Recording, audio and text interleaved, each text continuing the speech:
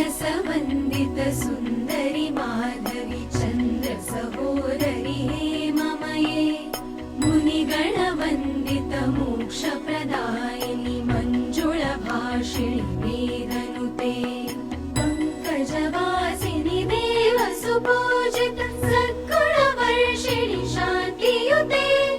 जय जय हे मधुसूदन कामिनि आदिलक्ष्मि जय पालय माम् प्रणत सुरेश्वरि भारति भार्गवि शोकविनाशिनि रत्न